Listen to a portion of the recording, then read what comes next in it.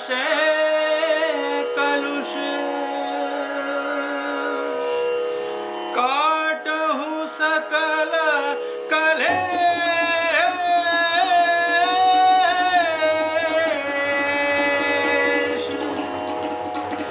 वेगी पधारो गेह यही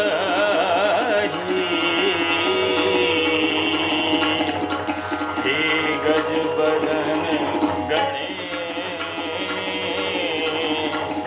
हे गज बदन गणेश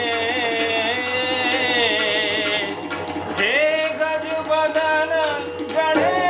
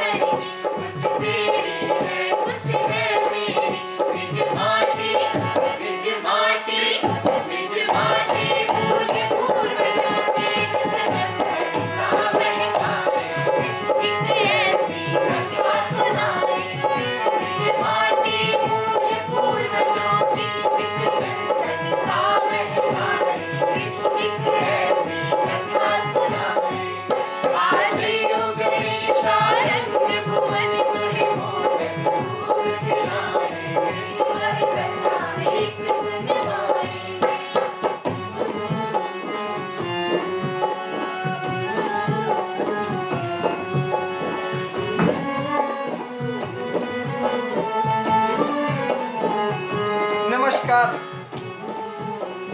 आज आपके आगमन से दिल में इतना हर्ष, इतनी खुशी मिल रही है कि आप विश्वास नहीं कर सकते। प्रणाम करता हूं आप सबको, प्रणाम करता हूं। बहुत दिनों बाद मिलना हुआ है ना आपसे। अब आपको तो पता ही है कि पहले हम सब दादा दादी के साथ बैठकर कितनी कहानियां सुना करते थे। परिवार के साथ बैठकर रोज़ शाम को बैठकी करने, कहानियाँ कहने और सुनने का जो सिलसिला था ना भैया, उसके आगे दुनिया का सब आनंद फीका है। उन कहानियों की याद बहुत सताती है। कितने दूर हो गए हम अब। पहले रोज़ रात को खाना खाने के बाद जब हम सब कहानियाँ सुनने बैठते थे तो कितनी बातें होती थी। परिवार के साथ बैठकर सुनी गई ये कहानियाँ ऐसा साबुन होती थीं जो हम सबको प्यार और नेकी का पाठ पढ़ाकर हमारा मन साफ रखती थी। मगर आज एक ही घर में रहते हुए कितने अलग थलग पड़ गए हैं हम अब। और रही सही कसर इस ससुरे मोबाइल ने पूरी कर दी है। सामने से गुजरते हुए भी मुस्कुरा कर नजरें नहीं मिलाते, रिश्तों में गर्माहट क्या खाक बचेगी। अब देखिए, इस मोबाइल से याद आया कि आप सबसे एक विनती कर लूं। अगर आज थोड़ी देर के लिए आप अपनी जेब में पड़े इस यंत्र को निष्क्रिय कर लेंगे, यानी कि स्विच ऑफ कर लेंगे, तो आज की कहानी का आनंद दुगुना हो जाएगा। बदलते समय की दौड़ भाग में अपनों के साथ मिल बैठने का समय न निकालना बहुत अखरता है साहब, बहुत अखरता है। इसीलिए आप सबको सामने पाकर खुशी से थोड़ा पगला सा गया हूँ और ना जाने क्या आए बाएं बके जा रहा हूँ। आज फिर हम और आप मिलकर एक कहानी कहेंगे। एक बात बताऊं भैया, माँ की बहुत याद आ रही है। आपको याद है आखिरी बार कब हमने माँ के साथ बैठकर कहानी सुनी थी? खैर, अब तो जिंदगी ही कहानियों का पुलिंदा बनकर रह गई है। किसी ने क्या खूब कहा है, जिंदगी कहानियां गढ़ती हैं और आने वाली पीढ़ियों के लिए यह सीख बनती है। अच्छा देखिए, आज पहले मैं कहानी कहूँगा। ठहरिए, जरा दीपक जला लूं।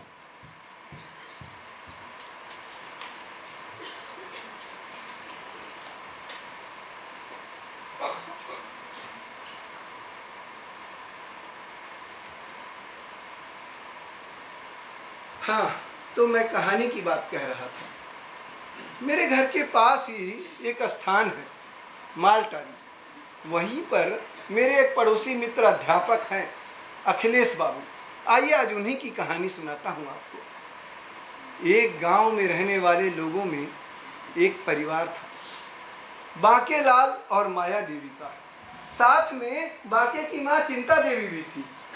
तो आइए ले चलता हूँ आप सबको अपनी कथा के उस गांव में। आज उस गांव में होली है। होली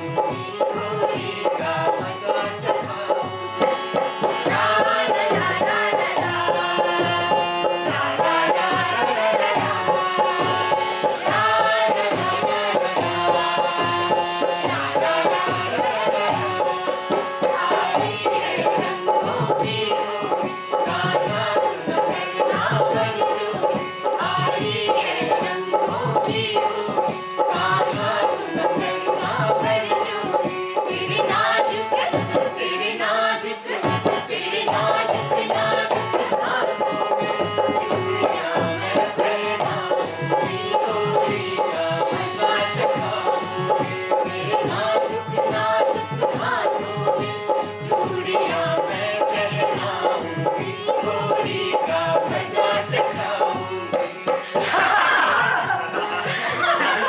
हो भैया सुंदरलाल, नाम सुंदर मुहालाल का भौजिया फिर कपड़ा धोनी का। अरे चुप कर बुद्धू भट्ट गवान, जो कपड़ा न धोए सुंदरलाल तो भौजी इनको धो डाले, कर दे लाल। निराश ना होना बिन्नू।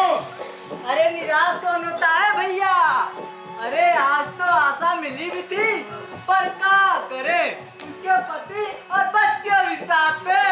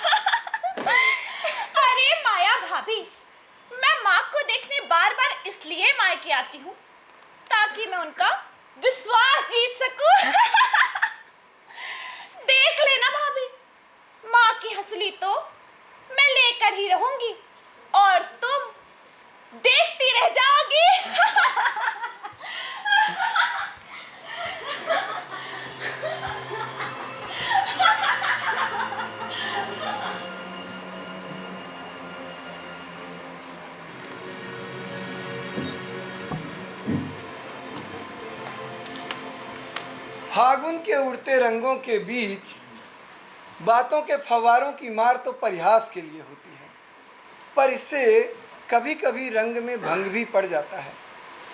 अब माया और शीला के बीच ननद भौजाई की बदकही में कही गई बात मजाक थी या नहीं, ये तो शीला ही जानती होगी, पर माया को ये बात बिल्कुल नागवार लगी। हंसुली सिर्फ एक आभूषण ही नहीं, वरन परिवार की सत्ता का सूचक भी है, और अपनी सत्ता चलाना किसे अच्छा नहीं लगता।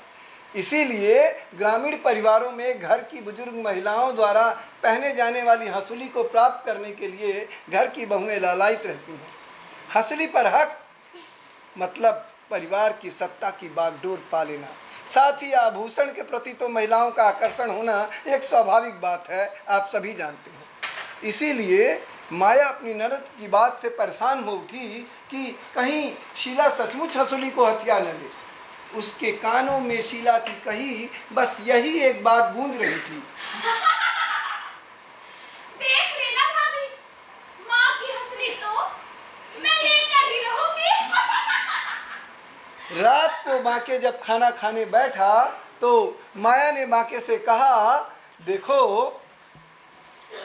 देखो, तुम्हारी बहन यहाँ माँ को देखने कम और माँ की हंसुली पाने के फिराक में ज्यादा आती है। वह स्वभाव की लालची है, वो ये कैसे भूल रही है कि मैं इस घर की इकलौती बहू हूँ। तुम अनायास ही परेशान हो रही हो।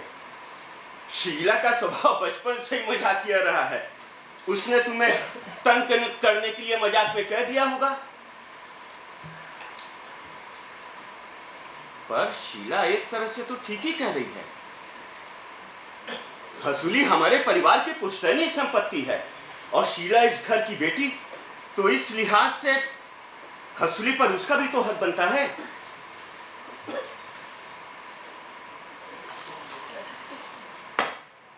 शीला इस घर की बेटी जरूर है, पर ये मत भूलो कि अब उसकी शादी हो गई है। यहाँ का रिश्ता केवल रिश्ता तक ही रखे तो ठीक है, नहीं तो यहाँ आना जाना बंद कराना मुझे चुटकियों में आता है। और हाँ, शीला का रिश्ता यहाँ मान मनोबल का है और यही तक रहे तो ठीक है, नहीं तो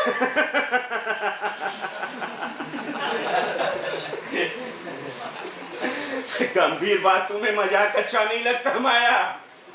मजाक मजाक ही रहे तो ठीक है।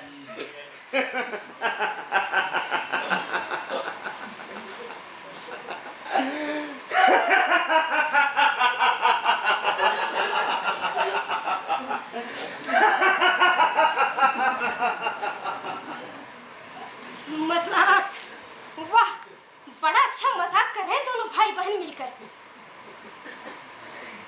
तो क्या मुझे भी इस बात को मजाक समझकर भूल जाना चाहिए?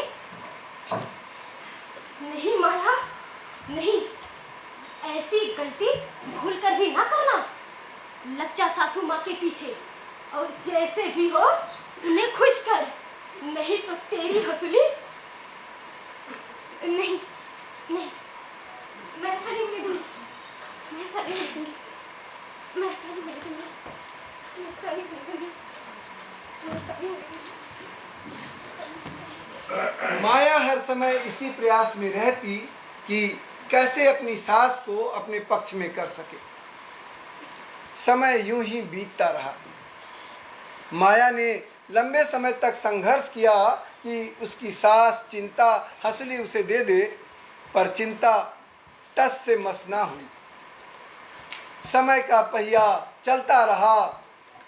शामें बीतती गई, दिन ढलता रहा, समय कहाँ कभी रुकता है, सब उसके आगे झुकता है। मौसम बदले, गांव बदले, चाहे बदले कोई शहर, चलता रहता वो हमेशा अपनी ही मनमर्जी पर। बादल भी रास्ता बदले अपना, पेड़ भी पत्ते बदले अपना, पर कोशिश माया ने ना छोड़ी। क्या पूरा होगा उसका सपना? समय का पहिया चलता रहा। शामें बीतती गई, दिन ढलता रहा। माया की कुल कोशिशों के बाद भी चिंता ने तब तक हसूली उसे नहीं दी जब तक उसका शरीर और दिमाग उसके नियंत्रण में रहा। माया अपनी कोशिश में लगी रहती, पर उसकी सांस पिघलने को बिल्कुल तैयार ना थी। समय का पहिया चलता रहा। शामें बीतती गई, दिन ढलता रहा। कुछ दिनों बाद एक बदलाव आया।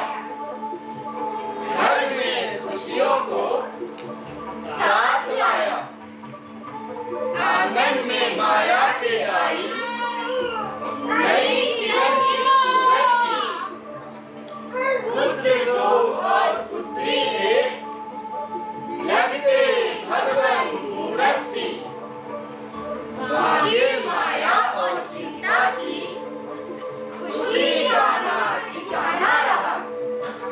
शामें बीतती गई, दिन ढलता रहा। समय का पहिया चलता रहा।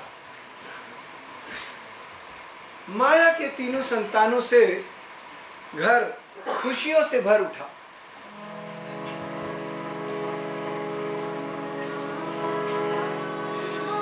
पोते गौरव और चंदन तथा पोती नंदा के साथ चिंता का मन खूब लगने लगा।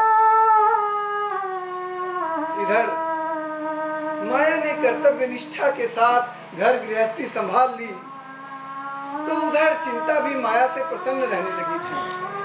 पर हंसुली तो अब भी चिंता के ही पास थी।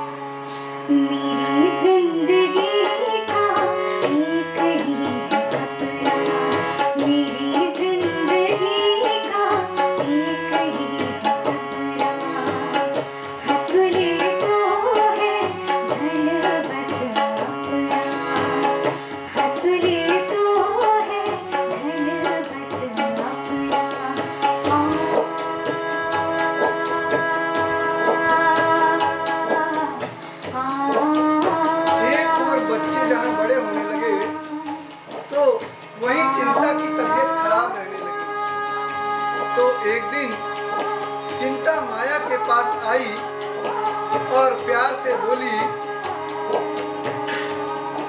माया, तुम इस घर की इकलौती बहू हो और तुमने मुझे पोते पोतियों का सुख दिया। तुम मेरी इतनी देखभाल करती, मैं चाहती हूँ कि खानदान की निशानी हंसुली को अब से तुम पहनो।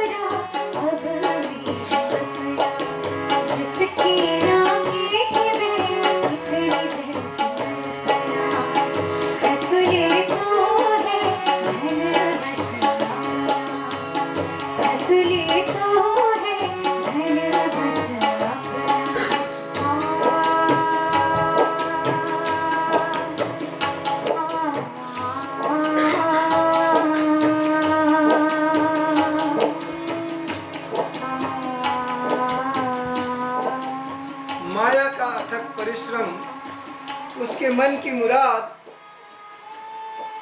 आज जाकर कहीं सफल हुआ।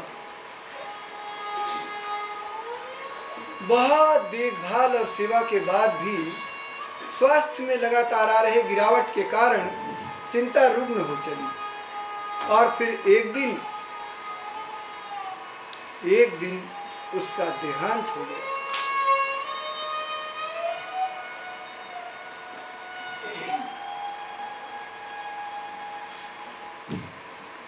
काके के परिवार में हसूली अब माया के पास है। उसकी प्राप्ति के प्रयास में माया को किया अपने संघर्ष का एक एक दिन याद आता, और याद आता वो दिन जब उसकी संतान के जन्म से उसकी राह कुछ आसान हो चली थी।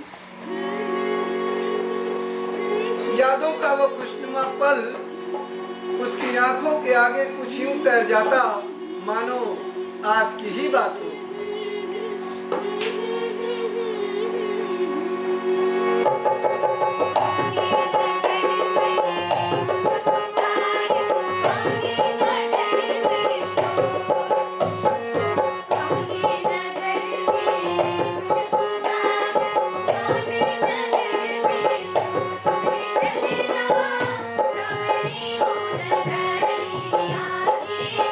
बीच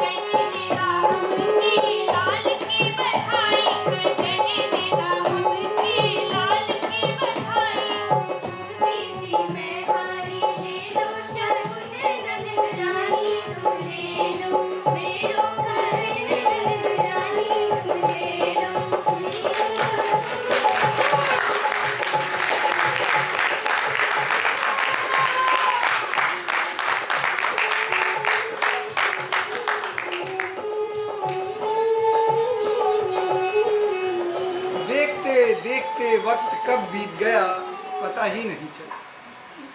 माया के तीनों बच्चे गौरव, चंदन और नंदा अब जवान हो गए। घर में दोनों बेटों के विवाह की तैयारी हो रही है। बच्चों की घर गृहस्थी बस जाए और वो अपनी जिम्मेदारियों का निर्वहन करें, इसी मंशा से घर पर आ रहे रिश्तों में से रिश्ता पसंद करके बांके ने गौरव और चंदन का विवाह कर दिया। घर में दो बहुएं आ गईं। बड़ी बहू लीला और छोटी बहू मंजू घर का सारा कामकाज देखने लगी। लीला और मंजू की भी आपस में अच्छी पटरी बैठ रही थी और नंदा भी दोनों भाभियों से काफ़ी घुल मिल गई। घर का माहौल खुशनुमा है, पर क्या कहें महोदय, ये वक्त भी ना अजीब चीज़ है। क्या क्या खेल दिखाता है।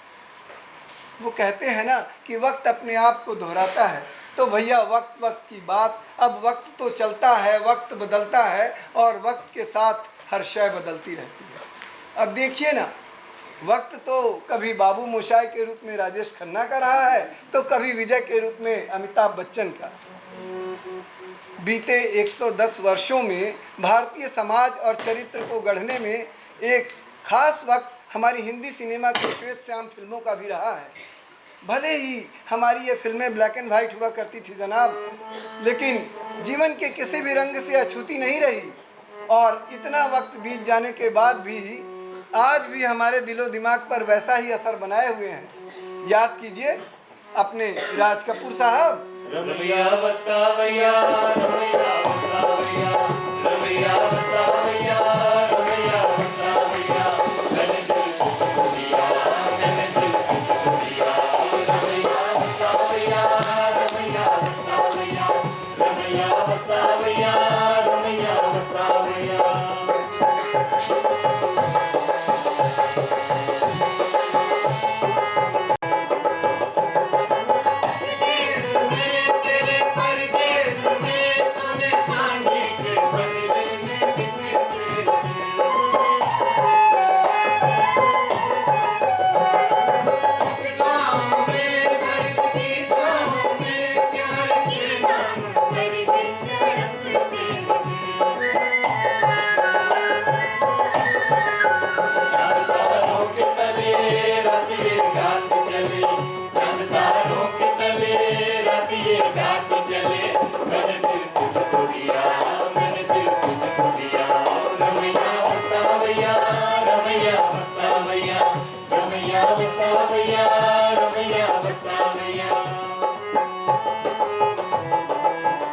उम्मीदों के ताने बाने से अपने जीवन में जहाँ कहीं गम का वक्त होता है तो कहीं खुशियों की लौ भी जलती रहती है।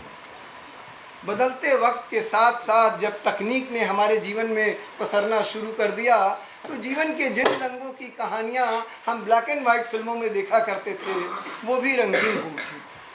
अपने ज़माने की शानदार निर्देशन, भव्य सेट और बेहतरीन संगीत के लिए सफलतम फिल्मों के रूप में याद की जाने वाली 1960 में बनी मुग़ल आज़म अथक परिश्रम के बाद 2004 में पुनः रंगीन संस्करण में पेश हुई।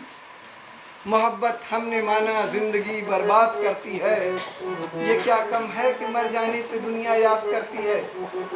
ये कहते हुए अपनी कहानी को दुनिया के सामने पेश करने वाले के आसिफ साहब को सलाम करता हूँ।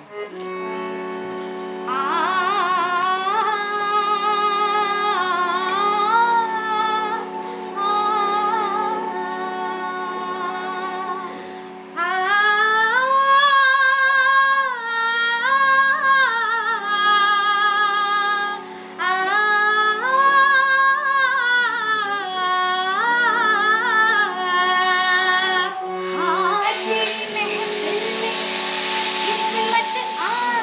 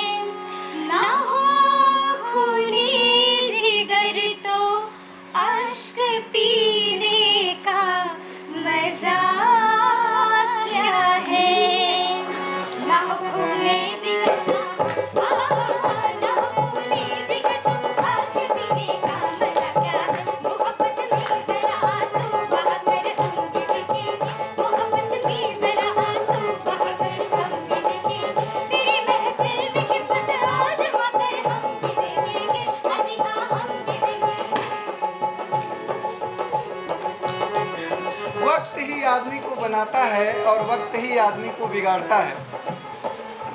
अब वक्त की बात करते करते याद आया कि 1965 में वक्त नाम की एक फिल्म भी आई थी। वक्त की मार से अलग हुआ एक खुशहाल परिवार फिर से जुड़ने की कोशिश में कई परीक्षणों से गुजरता है। वक्त की अहमियत को बताती इस फिल्म में संगीतकार रवि की संगीत का जादू पूरे हिंदुस्तान के लोगों की जुबां पर था। अब तो आप समझ ही गए होंगे।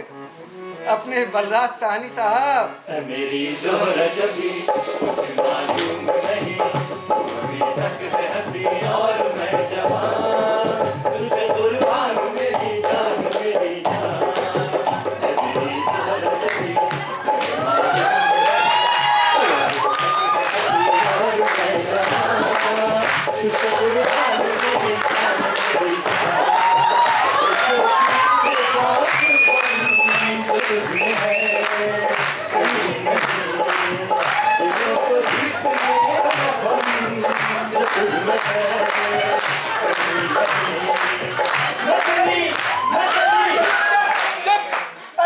चुप, अरे प्लीज बैठो बैठो।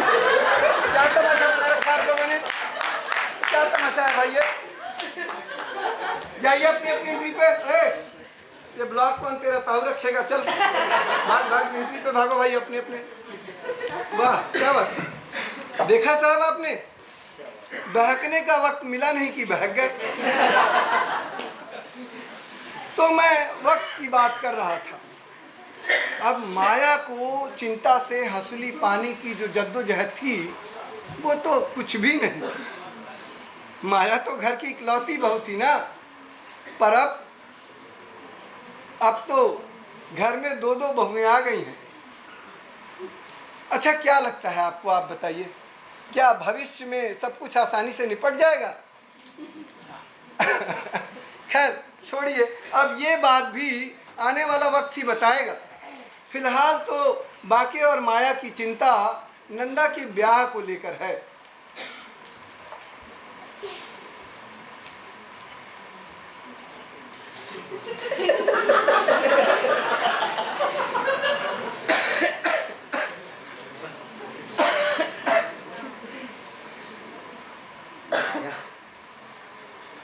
अब हमें नंदा के ब्याह के बारे में सोचना चाहिए। आपने तो मेरे मन की बात कह दी। मैं भी यही सोच रही थी। ब्याह के लिए लड़का ढूंढना तो मैं शुरू कर देता हूँ, पर मेरी चिंता इस बात को लेकर है कि नंदा के ब्याह में होने वाले लेन देन और खर्च को कैसे पूरा करूंगा। हमने तो अपने बेटों की शादियों में दहेज नहीं लिया, पर ये समाज हमारे जैसा नहीं है माया।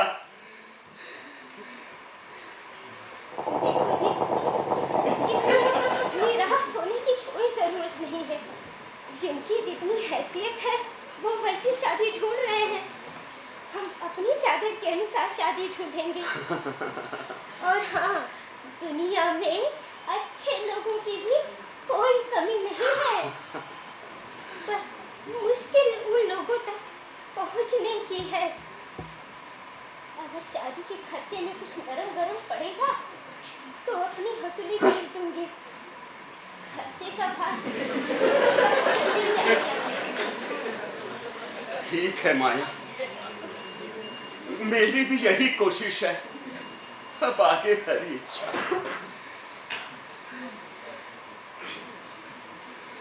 माँ जी चाय।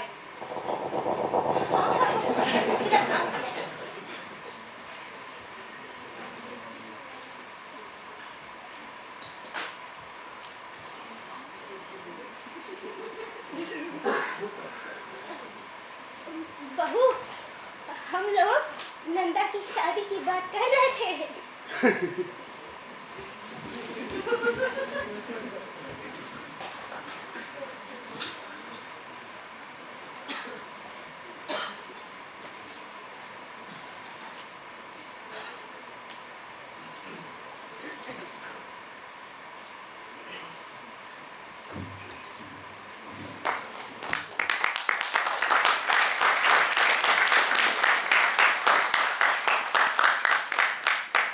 ने चाय का प्याला रखा, अपने सास की बात सुनी पर कोई प्रतिक्रिया नहीं दी। शायद वो हंसुली बेचे जाने की बात से मनी मन खिन्न थी, सो उसने नंदा की शादी की बात में कोई दिलचस्पी नहीं दिखाई। उसके चेहरे की भावभंगिमा से उसकी नाराजगी साफ जाहिर थी। मन में हंसुली प्राप्ति के लिए होने वाले जंग की योजना पर विचार करते हुए वो मंजू के पास पहुंची।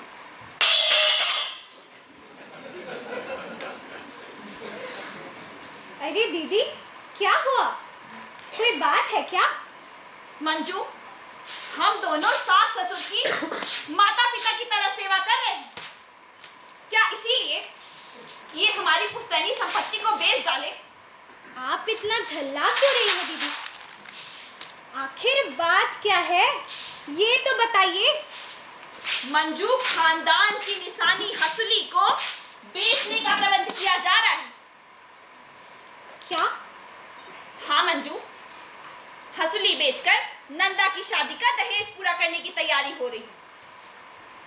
तुम नहीं जानती मंजू, परिवार की बड़ी बहू होने के नाते पैतृक निशानी हंसुली पर सिर्फ मेरा अधिकार है और मैं ये हरगिज बर्दाश्त नहीं कर सकती कि कोई मुझसे मेरा हक छीने।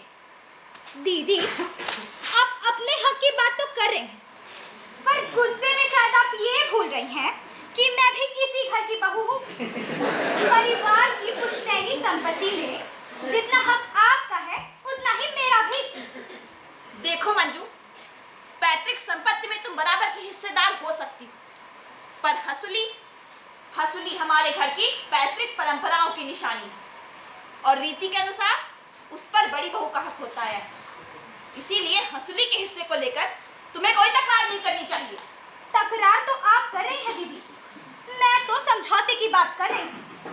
इस घर की हर पुश्तैनी संपत्ति के साथ साथ हंसुली पर भी मैं अपना हिस्सा लेकर रहूंगी। मंजू! हाँ मंजू, क्यों नहीं? तुम तो जानती हो, जैसे माँ जी को उनकी सासू माँ ने पारिवारिक धरोहर के रूप में हंसुली ने सौंपा था, वैसे ही माँ जी हम में से जिसे भी हंसुली देंगी हम स्वीकार कर लेंगे। क्यों? हाँ दीदी, क्यों नहीं? हाँ दीदी, क्यों नहीं? अरे मेरी प्यारी भाभियों, मैंने सब सुन लिया है। अपना खून हंसुली को देके क्यों जला रही हो? जब तक मैं इस घर में हूँ, तब तक तो हंसुली किसी को ना देने दूंगी, और जब इस घर से चली जाऊंगी तो हंसुली भी इस घर में नहीं रह जाएगी। ना रहेगा बांस और ना बजेगी बांसुरी।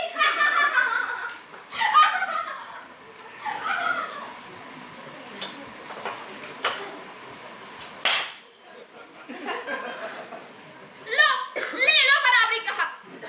ना रहेगा बांस ना बजेगा बांसुरी का मतलब तो समझती हो ना? इस नंदा को तो मैं देख लूंगी। अभी जुम्मा 4 दिन बीते हैं के दांत जमे हुए। इसके भैया से कहकर वो डांट खिलवाऊंगी कि सारी हंसी भूल जाएगी। और रही बात हंसुली की, तो लगता है मुझे हरकत में आना ही पड़ेगा। छोटी हो तो छोटी की तरह रहो, मेरी सास बनने की कोशिश ना करो। तो आप कहना क्या चाहती हैं? हंसुली पर मेरा कोई अधिकार नहीं? ये तो अब समय ही बताएगा मंजू। ठीक है, फिर यही से मेरी जिंदगी।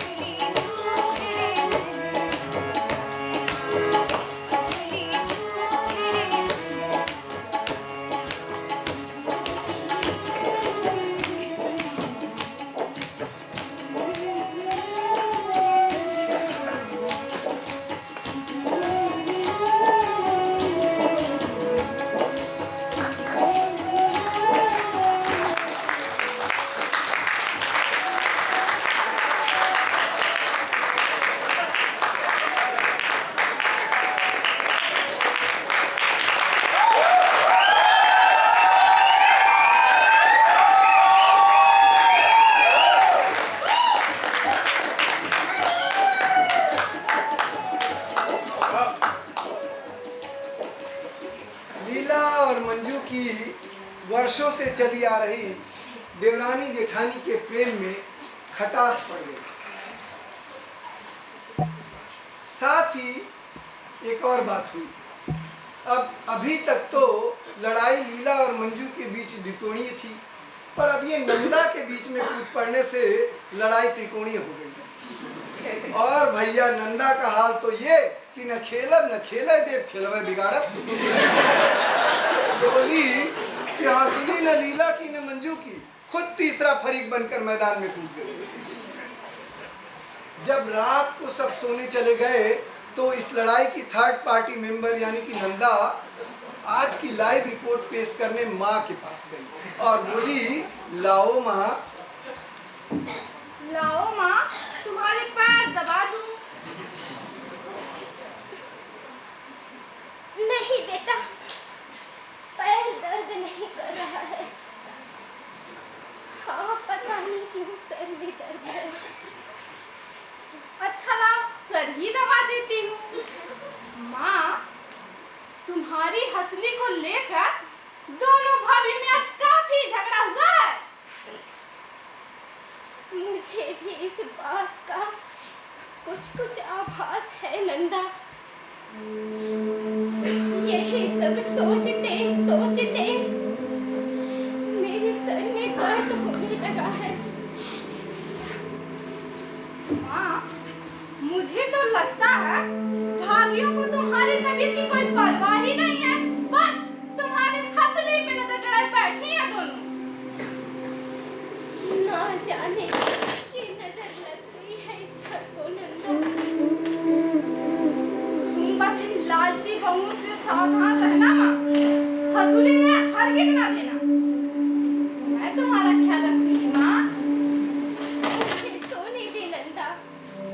सर दर्द कम होने का नाम नहीं ले रहा है।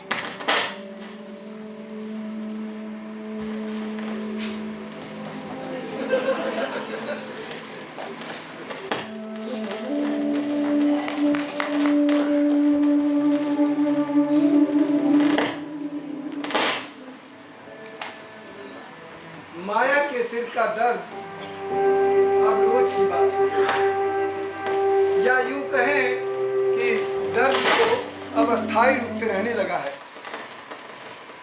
हालत बिगड़ता देख बाके ने माया से कहा, माया चलो अस्पताल चलकर दिखा लेते हैं। अस्पताल में देखने के बाद डॉक्टर ने कहा, देखिए इनके सर के नस की स्वेलिंग बढ़ गई है, मर्ज बढ़ जाए तो खतरा भी हो सकता है। डॉक्टर साहब इसका कोई इलाज तो होगा? हाँ, अब इस हालत में तो ऑपरेशन करवाना ही एक बेहतर रास्ता है। आप जितनी जल्दी हो सके इन्हें एडमिट करवा दीजिए। डॉक्टर साहब ऑपरेशन में कितना खर्चा आएगा? अब यही कोई 1 लाख के आसपास मानकर चलिए। 1 दिन की दवा लेकर बाके गांव वापस आ गए। पैसों के लिए बेटों से बात की पर कोई खास इंतजाम हो न सका। अंततः माया से बोला, माया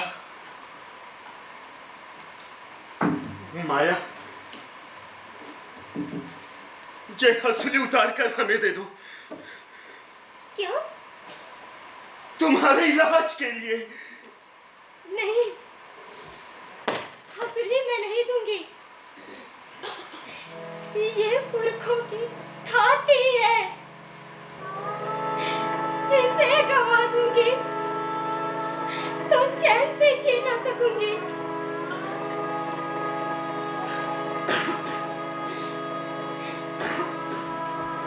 माया, मैंने नंदा के प्यार के लिए 75,000 रुपए जुटा रखे हैं। शेष पैसों का कोई बंदोबस्त नहीं हो पा रहा है। तुम्हारी हंसली साहूकार के यहाँ गिरवी रखकर मैं बाकी पैसों का इंतजाम कर लूंगा। और वैसे भी मैं तुम्हारी असली बेच तोड़ी रहा हूं।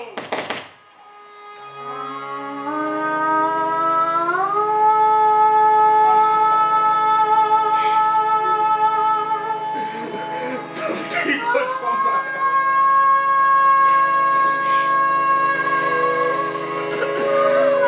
इस बार की फसल बेचकर मैं तुम्हारी असली छुड़वा लूंगा और ये फिर से तुम्हारे गले की खूबसूरती बढ़ाएगी माया।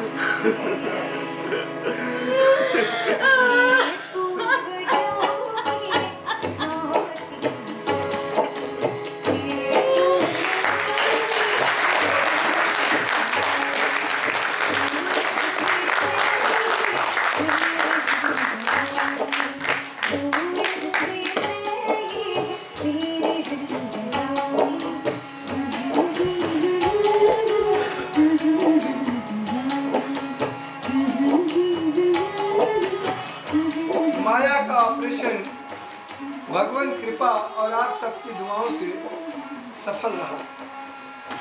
अब 1 महीने से ज़्यादा का वक्त हो गया है। माया अब ठीक हो गई है। सुबह उठते ही बाके ने माया से कहा, माया अब तुम्हारी हंसुली छुड़वा लूँगा। आज गेहूं की फसल बेचकर जो पैसे मिलेंगे उससे साहूकार का कर्जा चुका दूंगा और तुम्हारी हंसुली वापस लेता आऊंगा माया।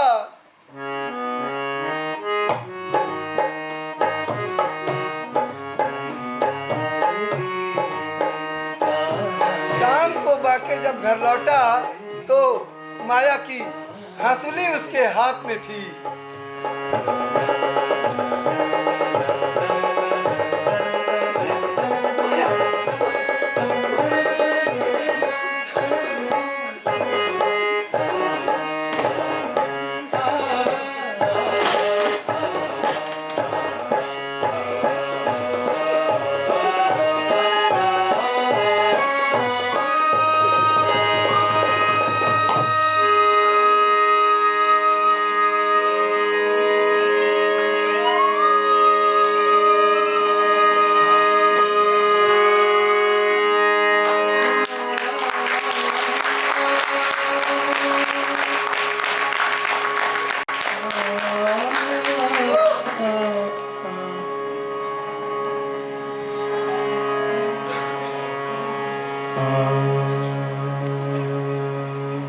माया को उसकी हंसुली वापस मिल गई, मानो उसे दुनिया जहान की सारी खुशी मिल गई। माया के लिए हंसुली से बढ़कर इस धरती पर कुछ भी नहीं था। समय अपनी गति से निर्बाध चलता रहा। नंदा की शादी भी ठीक ठाक हो गई। नंदा के लाख चाहने पर भी माया ने हंसुली उसे नहीं दी। नंदा के ससुराल जाने से लीला थोड़ी आश्वस्त हुई कि चलो अब तो माँ जी हंसुली उसे ही देंगी। ऐसे में एक दिन अपनी पोजीशन सुरक्षित रखने के प्रयास में लीला ने मंजू से कहा, मंजू हंसुली के बदले में यदि तुम कुछ चाहती हो तो बता देना, मैं पीछे नहीं हटूंगी। आखिर तुम मेरी देवरानी हो। रहने दीजिए। मैं सब समझती हूँ। ये अदला बदली मैं नहीं जानती। हसली पर जितना हक आपका है उतना ही मेरा भी। मुझे मेरे बराबर का हिस्सा चाहिए, बस।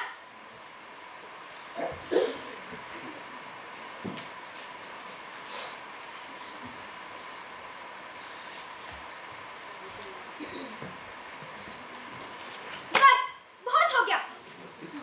इतने दिन से शराफत दिखा रही हूँ तो समझ में नहीं आ रहा है। आप बात करके देख लो।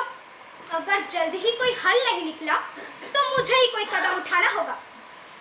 फिर ना कहना कि मैंने घर की इज्जत। बस करो मंजू, मैं बात करता हूँ पिताजी से।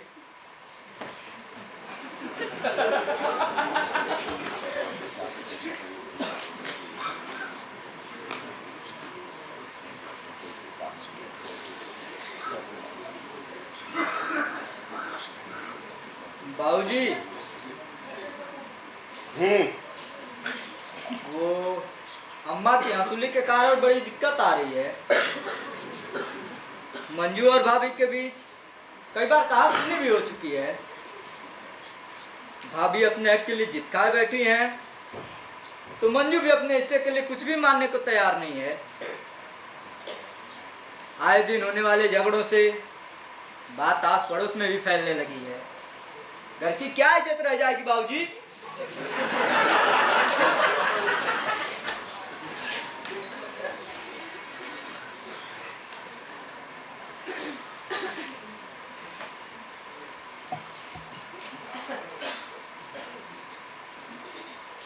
ठीक है, मैं तुम्हारी अम्मा से बात करूंगा।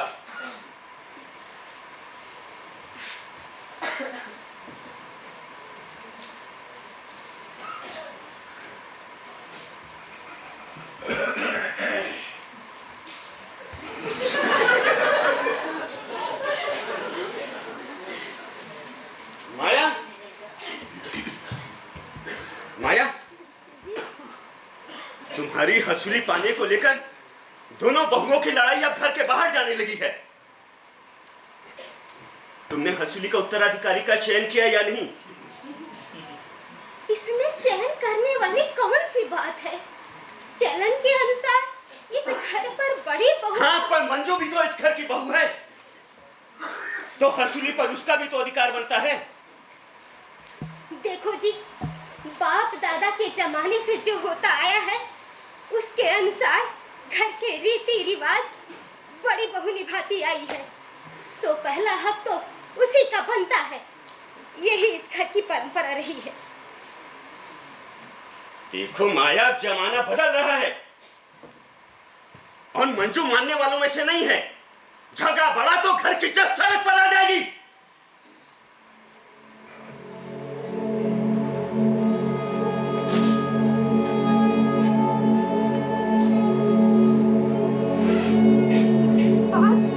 बढ़ जाएगी ये मैंने कभी सोचा भी नहीं था। अब ही कोई रास्ता बताओ। अरे करना क्या है? जब इन्हें घर के मान सम्मान की परवाह नहीं तो कर दो हंसुली के दो टुकड़े और फेंक दो उनके सामने।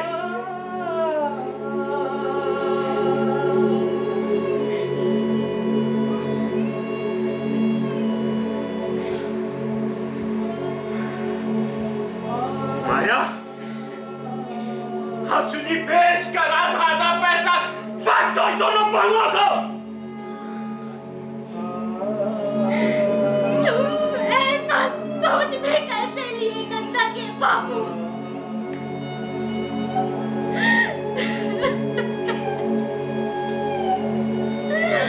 हंसुली के दो टुकड़े करने से पहले मेरे शरीर के दो टुकड़े कर देना।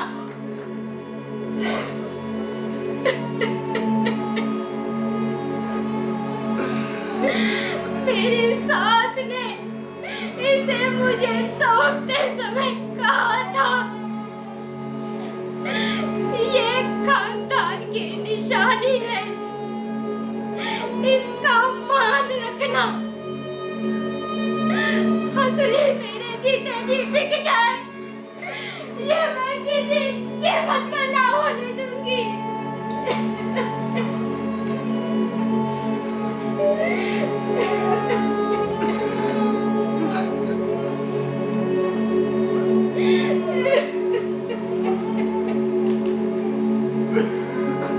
मुझे माफ कर दो माया।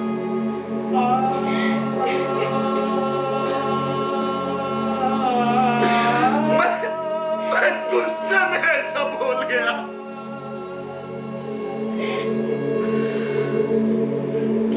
पर बात तुम्हारी ठीक है माया। माया, आप अपने कलेजे पे पत्थर रख लो। अब तो इसका निकल होना तय है।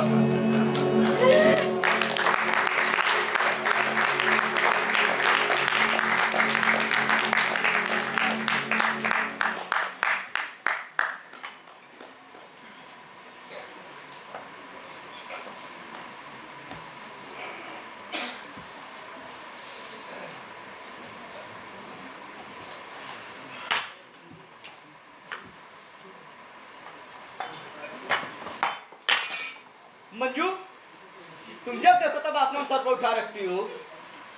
अरे मैंने बात किया है ना बाबूजी से, कुछ दिन तो सब्र करो। ये सब बहाने हैं बुढ़ाओ के। अब इस घर में मैं एक साथ नहीं रह सकती। जब तक मुझे मेरा आधा हिस्सा घर, खेत तथा हंसली मिल नहीं जाती, तब तक मैं अंजुजन ग्रहण नहीं करूंगी।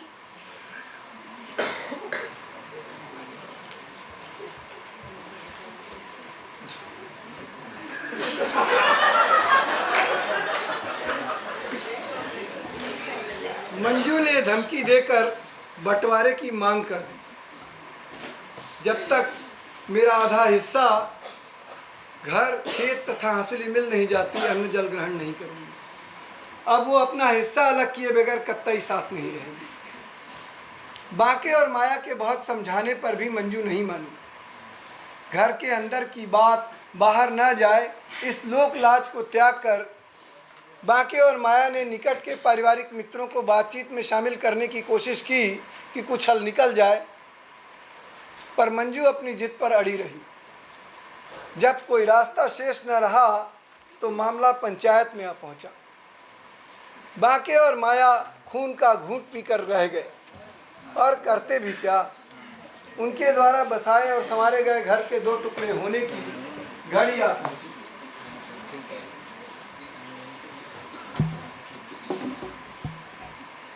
आज के पंचायत की कार्रवाई शुरू करने से पहले मैं प्रधान जी से अनुरोध। प्रधान जी, प्रधान जी, अरे ओ प्रधान जी। अरे देखिए, कथा के प्रवाह में तो मैं भूल ही गया कि प्रधान की भूमिका भी मुझे ही अदा करनी है। क्षमा कीजिएगा भैया, कोई मफलर गमछा कुछ भैया गमछा देंगे जब। हाँ, थैंक यू। चलिए आइए कथा को आगे बढ़ाते हैं। हाँ बंधु, पंचायत की कार्यवाही आरंभ की है। प्रधान जी एवं ग्रामवासियों, श्री ठाकुर जी का स्मरण कर आज की कार्रवाई आरंभ की जाती है। आप कहें तो सभा को दरखास्त पढ़कर मामले से अवगत करा दिया जाए। हाँ भोला जी, वैसे तो अब इस बात को पूरा गांव जानता है, पर कार्यवाही की दृष्टि से यही ठीक है कि आप एक बार शिकायत पत्र का ब्यौरा पढ़कर सबके सामने रखें। जैसे आपकी आज्ञा।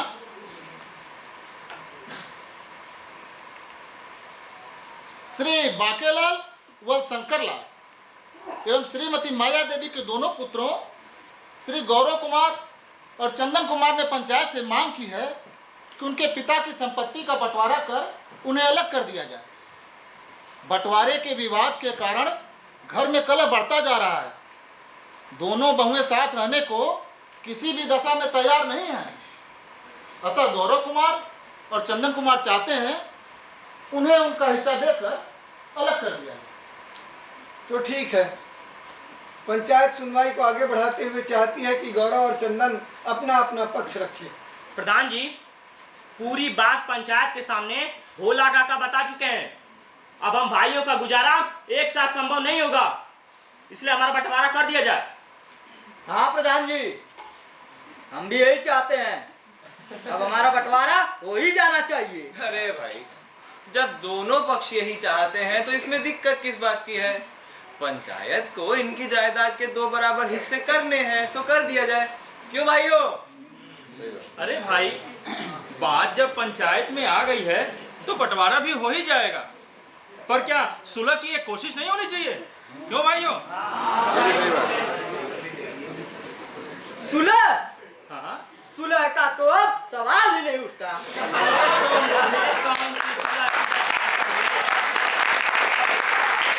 और तुम्हें भी अब मेरी क्या जरूरत? जब थी तब भैया के आगे पीछे तुम मिला घुमा करते थे। कोई ऐसा नहीं किया है आपने मेरे ऊपर। जो भी मेरे लिए खर्च किए वो इसी घर के थे, और उस पर भी मेरा वही अधिकार है जो आपका। कहीं अपने ससुराल से लाकर धन नहीं लुटा आपने मेरे ऊपर। चंदन, अब हद से ज्यादा आगे जा रहे हो तुम। बस इतने में ही बिलबिला गए भैया। अरे अभी जुबान खोली कहा है मैंने आपके करतूतों की? क्या मुझे पता नहीं कि पिछले साल फसल की बिक्री क्यों कम बताई गई थी बाबूजी को, और दूसरे दिन भाभी कान में नई वाली टांगे चहक रही थी। झूठ, सरासर झूठ है ये। अरे तुम्हारे जैसा घटिया इंसान घटिया बात ही सोच सकता है। फसल के पैसे इसलिए कमाते क्योंकि पैसे माँ के इलाज में भी खर्च हुए थे, और खेत में खटनी मैं करता हूँ। तुम्हारी तरह घंटे 2 घंटे काम करने का दिखावा करने से अनाज नहीं पैदा होते, और वो भी तुम बस अपना आधा हिस्सा जताने के लिए करते हो। और रही बात तुम्हारे भाभी की कान की बाली की, तो वो इसके मायके से उपहार में मिले थे। मैं तेरी तरह चोर नहीं हूँ जो गले से पैसा चुरा कर जुआ खेलने आता हूँ। तो आप कहना क्या चाहते हैं? मैं जुआरी हूँ? और नहीं तो क्या, उस बेचना के साथ सारा तक जाते हो।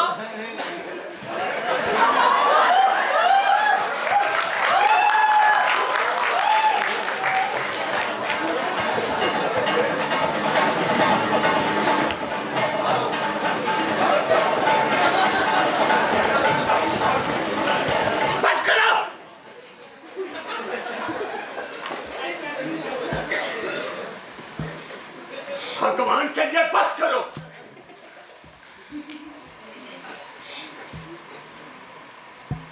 न जाने कौन से पाप किए थे मैंने,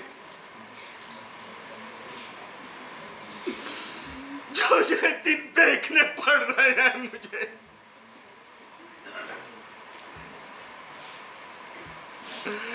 अब अपने पुरखों के सामने कौन सा मुंह लेकर जाऊंगा मैं?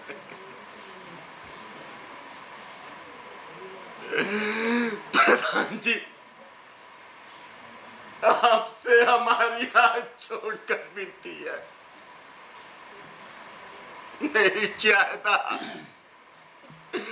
मेरी जमा पूंजी जो कुछ भी है, उसे गौरव और चंदन में आधा बांट दीजिए, दे दीजिए दोनों को। हमें कुछ नहीं चाहिए,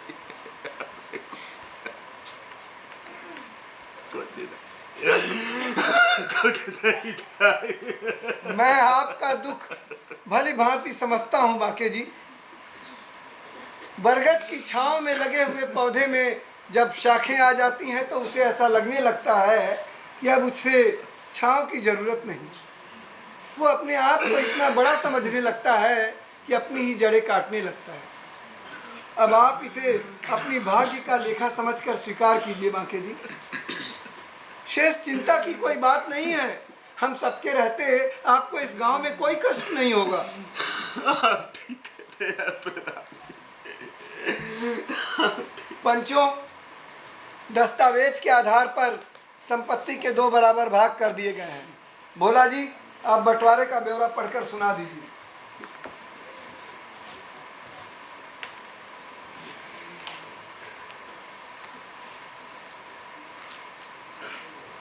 महोदय, पंचों ने भली बात समझ बूझकर खेत और घर के 2 बराबर हिस्से कर दिए हैं। उसके ब्यौरे के कागजात तैयार हैं, जिसके अनुसार 22 बीघा 3 बिस्वा खेत दोनों भाइयों के हिस्से में आए हैं, जिसकी चौहद्दी कागजात में उल्लिखित है।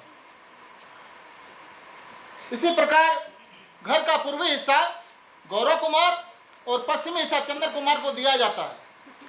घर के शेष सामानों को भी दोनों भाइयों में उनकी सहमति से बांट दिया गया है, जिसकी सूची और अन्य दस्तावेजों की प्रतियां नकथी हैं। आप में से जो भी सज्जन निरीक्षण करना चाहे कर लें, तो दोनों पक्षों से हस्ताक्षर करा लिए जाएं। क्षमा करें पंचों, मुझे कुछ कहना है। अभी तो सिर्फ घर और खेत का बंटवारा हुआ है। हमारी पुश्तैनी संपत्ति में अभी असली का फैसला होना बाकी है। विवाह के समय से ही घर के सारे रीति रिवाज निभाने की जिम्मेदारी मेरी पत्नी उठा रही है। इस नाते हसली पर सिर्फ लीला का हक बनता है। ऐसा कैसे हो सकता है? हसूली हमारे घर की पैतृक संपत्ति है, तो उस पे हम दोनों भाइयों का बराबर का हक है। हसूली लीला भाभी कैसे अकेले हड़प सकती है? हड़प नहीं रही मैं।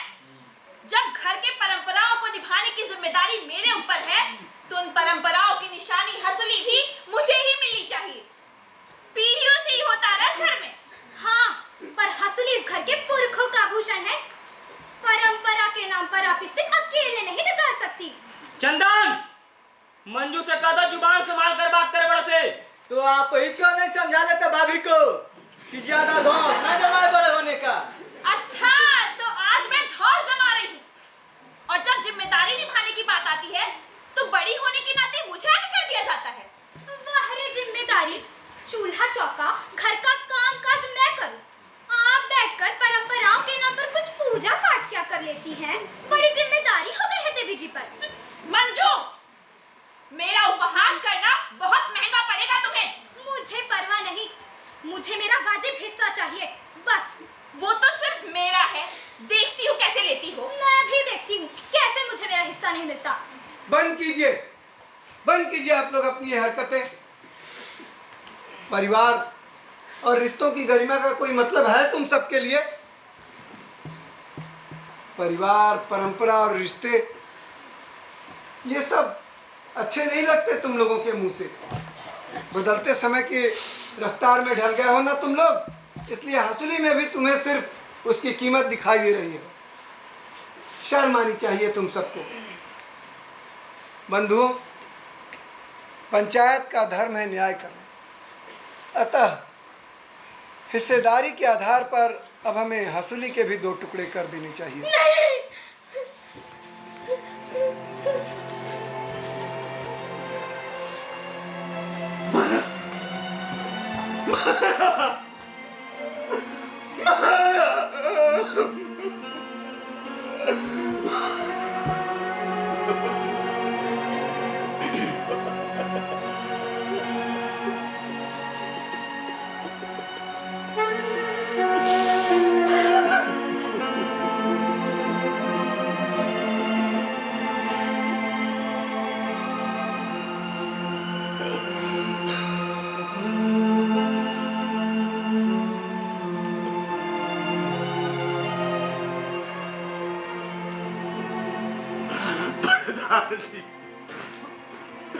मेरी एक विनती स्वीकार करने का उपकार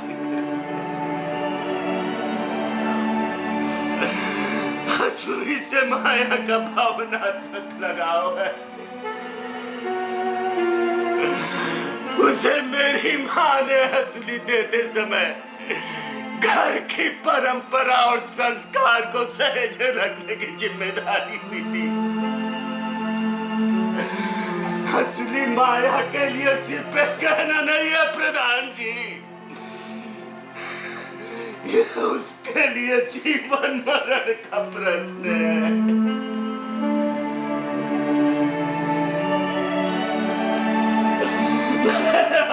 भीख मांगता हूँ कि हंसुली के 2 टुकड़े कर जीते जी माया को मत मारिए, मत मारिए। अपने आप को संभालिए बाके जी, संभालिए अपने आप को, संभालिए। आप जैसा चाहते हैं वैसा ही होगा। हंसुली के 2 टुकड़े नहीं किए जाएंगे। मैं अपना हिस्सा नहीं छोड़ सकती। न्याय तो तभी होगा जब मुझे मेरा हिस्सा मिल जाए। उस पर सिर्फ मेरा हक है। बंद कीजिए आप लोग अपनी बकवास। पंचायत पूरी तरह से न्याय करेगी।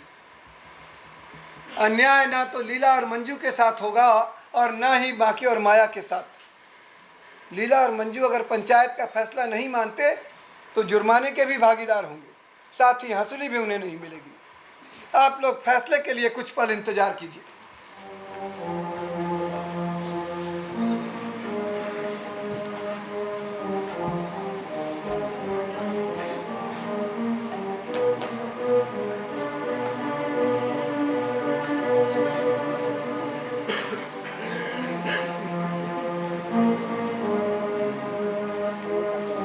पंचायत अपना फैसला कर चुकी है।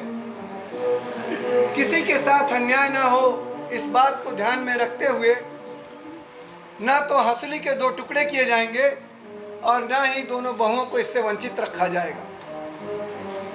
खानदान की निशानी हंसुली पर अधिकार वर्ष में 6-6 माह के लिए दोनों बहुओं का होगा। वर्ष के पहले 6 माह इसे बड़ी बहू धारण करेगी तो दूसरे 6 माह इसे छोटी बहू धारण करेगी।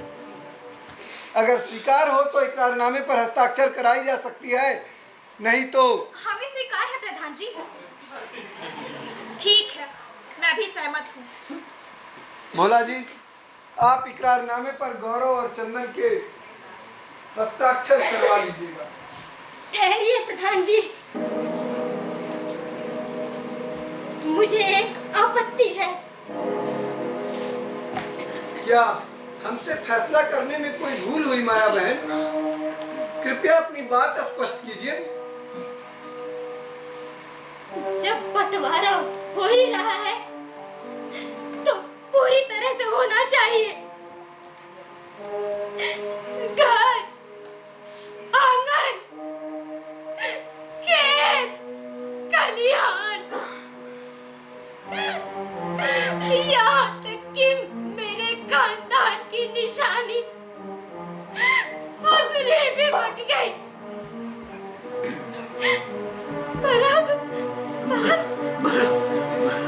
हाँ हाँ माया, बोलिए। आप निसंकोच अपनी बात कह सकती हैं। जब सब कुछ बट ही गया है तो क्या लगे हाथ अब इस बात का भी फैसला नहीं हो जाना चाहिए कि बुढ़ापे की ओर बढ़ रही मैं और मेरे पति का क्या होगा? हम दोनों कहाँ जाएंगे? इसका भी फैसला आप ही लोग कर दें, क्योंकि जो भाई अपने भाई का नहीं हुआ, जो देवरानी अपने जेठानी के नहीं हुई, वो हमारी कैसे होगी?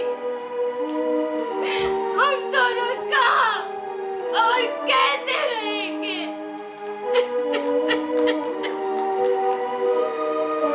आपने बिल्कुल ठीक कहा माया, हमसे बड़ी भूल हुई, इसके लिए हम आपसे क्षमा चाहते हैं। आप बताइए गौरव और चंदन, आप में से माँ बाप के देखभाल की जिम्मेदारी कौन उठाएगा?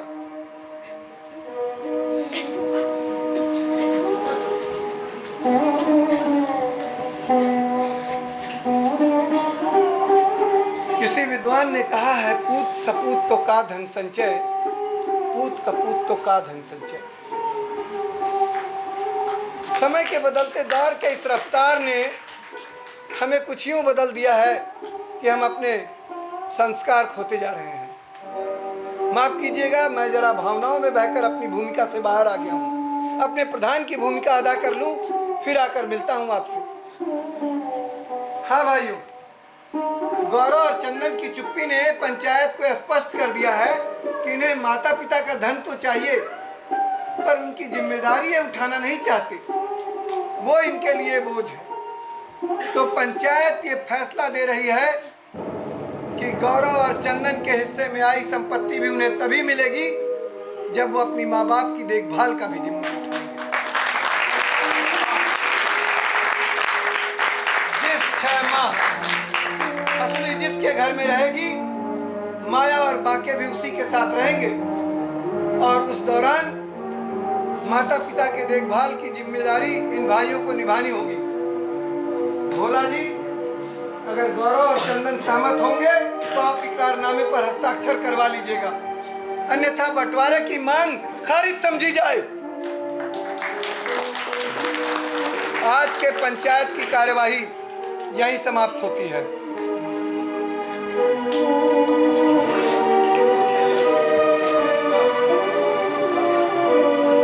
एक बात कही थी ना मैंने आपसे, बदलते समय के इस रफ्तार ने हमें बहुत बदल कर रख दिया, इसलिए हम अपनी जड़ों से दूर होते जा रहे हैं।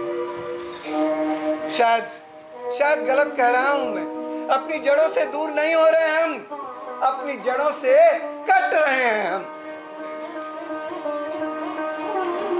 आर्थिक उन्नति के मामले में आगे जाने के नाम पर हम उच्च शिक्षा और नौकरी के लिए दूर चले जाते हैं।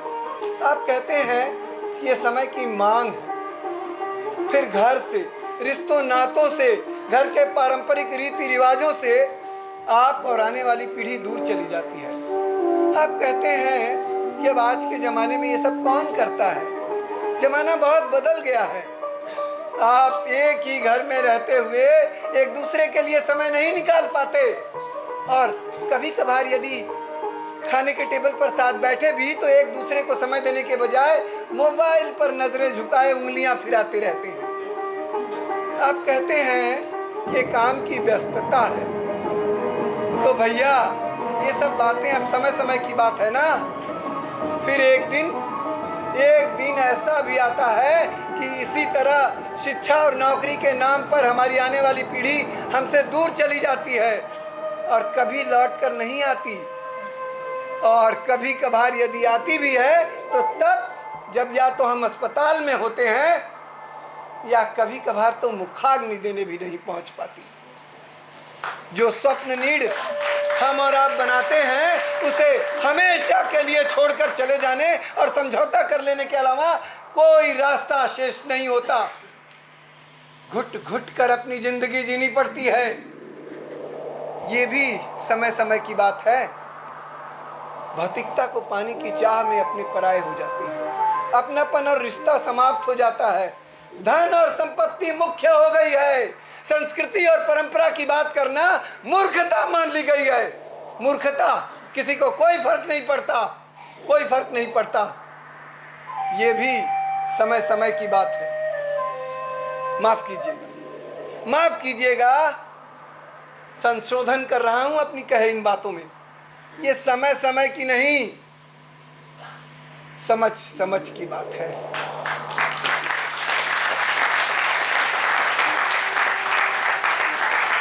एक वो दौर था जब बाबूजी की बातों का हाँ बाबूजी जी बाबूजी के अलावा कोई जवाब नहीं होता था। शायद कोई महत्व ना हो मेरे कहे इन शब्दों का, पर कोशिश करना इस भीड़ में खुद को पहचानने की कि हम जिंदा हैं या बस जी रहे हैं। ये भी समय समय की नहीं, समझ की बात है। तो भैया अपने जड़ों को कस के पकड़ लो अपनी जड़ों को कसकर। ये समय समय की नहीं, समझ की बात है।